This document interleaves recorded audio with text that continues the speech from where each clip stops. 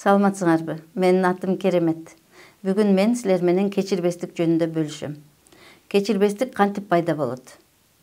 Жашообуздагы ар кандай түшүнбөстүктөрдүн жана келишпестиктердин айынан бири-бирине жасаган катаал, оор сөздөрдүн негизинде же орой мамилелердин негизинде кечирбестик пайда болот. Бул кечирбестик адамдын ден соолугуна таасир берип, баш ооруу, жүрөк ооруу, давление, инсульт, инфаркт жана анемияга алып келет. Адамдардын да ойлору ар түрдүү болгондуктан келишпестиктер пайда болуп турат. Ошол кыйынчылыктарды же ушул келишпестиктерди өз учурунда чечпесек, бул ден соолугубузга чоң таасир берет, чоң зыян келтирет. Ошол келишпестиктерди өз убагында чечип албасак, бул бизге карата, бизди таарынткан адамдарга карата кечирбестик пайда болот. Ал эми кечирбестик бул биздин ден соолугубузду бузат. Ошондуктан кечирбестик эмне экенин түшүнүү керек. Биз оозубуз менен бизди таарынткан адамдарды кечирдик деп айтабыз. Бирок аны менен бетме-бет келишкенде ичибизден давление көтөрүлүп, мээбизге чыгат. Жана өңүбүз бузулуп, ал адам менен бет келип сүйлөшө албайбыз, ачык сүйлөшө албайбыз. Бул кечирбестиктин белгиси. Азыр мен силерге ата уул жөнүндө кыскача окуя айтып берем. Бир байдын 2 уулу болгон. Кичүүсү атасына келип: "Ата, менин мурасымды бөлүп бер. Мен башка шаарга барып, өзүм каалагандай жашайм" дейт. Атасы макул болот. Бардык мурасын бөлүп берет.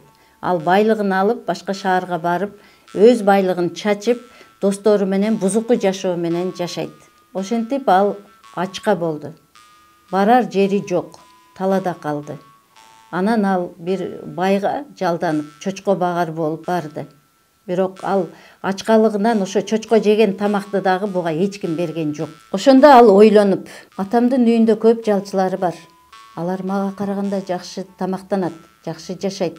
Мен атама барайын. Мени жалчы кылып кабыл ал" деп айтайын. Анан атасы аны алыстан көрүп, кубанычы ичине батпай, алдынан тосуп чуркап, кучактап, өөп, тосуп алат. Алтын шакек кийгизип, түстүү чапан кийгизип, кулдарына: "Боорго байланган музоону сойгула, тойлойбуз. Жоголгон балам табылды, өлгөн балам тирилди, кубаналы" дейт.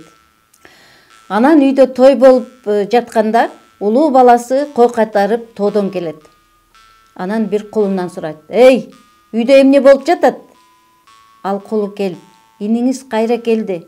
Ошондуктан атаңыз боорго байланган музоону союп, той берип жатат" деди. Улуу баласынын ачуусу келип, үйүнө барбай койду, кирбей койду. Атасы чыгып: "Балам, кир үйгө. Иниң жоголгон болчу, иниң кайта келди.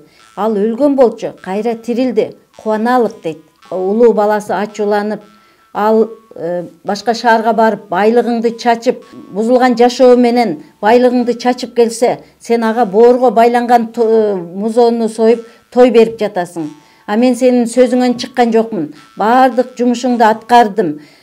Сага баш ийдим жана менин досторум менен тойлогонго бир улак берген жоксуң" деп айтат. Атасы: "Балам, мендегинин бардыгы сеники. Сен үйдөсүң, капа болбо. Бирок иниң келгенине кубаналык." Кечирим берүү деген эмне? Эмне үчүн мен кечиришим керек? Кечирим бул карызды кечүү менен салыштырсак болот. Анткени мага карыз болгон адам төлөп бере албагандыктан мен аны кечишим керек.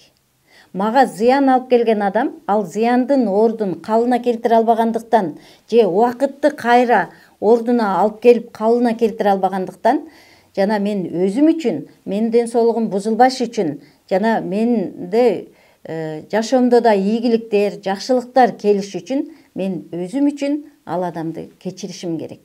Мени таарынткан адам мени менен эмне болуп жатканын сезбеши да мүмкүн. Билбей дагы, түшүнбөй да калышы мүмкүн. Же мүмкүн атайлап да жасашы мүмкүн. Бирок таарынган адам көп кыйналат. Көп кыйналгандыктан, ички сезимдери менен кыйналгандыктан ар кандай ооруларга да чалдыгып калышы мүмкүн. Бул физический денеде. Ал эми руханий көзгө көрүнбөгөн дүйнөдө таарынган адам дагы көзгө көрүнбөгөн чынжырлар менен кишенделип байланып калышы мүмкүн. Элестетип көргүлө. Эгер биз көп адамдарга таарынып, көп адамдарды кечире албасак, анда көзгө көрүнбөгөн оор жүктөрдү көтөрүп жүргөнүбүздү элестеткиле. Кечирбестик бул биз көтөрүп жүргөн оор көтөрө алгыс жүк болсо, биз бул оор жүктөн кантип арылабыз? Кечирим берүү бул оңой эмес. Таарынган адам башка адамдарды, таарынткан адамды кечирим берүү оңой эмес. Бул абдан оор.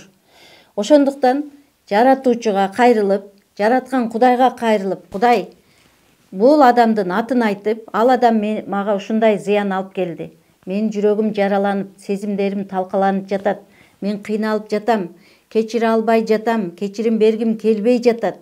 Же болбосо мен ага ачууланып, ага зыяндуу нерселерди ойлонуп жатам. Бул менин жакын тууганым, бул менин жакын досум. Мен аны менен жакшы мамиледе, жакын мамиледе болгум келет. Кудай мага жардам бер деп кайрылса, сөзсүз Кудай угат жана жардам берет. Анткени ал бардык адамдардын күнөөлөрүн кечирип, аларга ырыскы берип, ырайым кылып, аларды угуп, аларга кечирим бере алат. Жыйынтыгында жогоруда айтылгандай, кечирбестик адамдардын жүрөгүн жаралап, сезимдерин талкалап, жана көзгө көрүнбөгөн руханий дүйнөдө көзгө көрүнбөгөн чынжырларга байланып, ошол эки адам бири-бири менен байланып, жана оор ташты көтөргөндөй оор жүктү көтөрүп, кандайдыр бир оор сезимдер менен ден соолугу бузулуп, кыйынчылыктарга душар болуп, жана ийгиликтүү же жакшы нерселерге жетүүгө тоскоолдук кылат.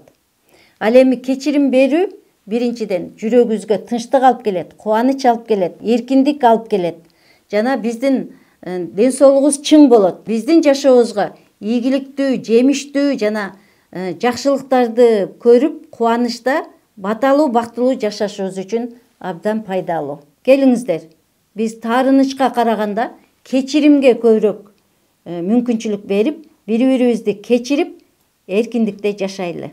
Бул менин берген сабактарым сиздерге пайдалуу болсо, лайк коюңуздар, суроолор болсо кайрылыңыздар, жана башка бир туугандарыңыздар менен бөлүшүңүздөр.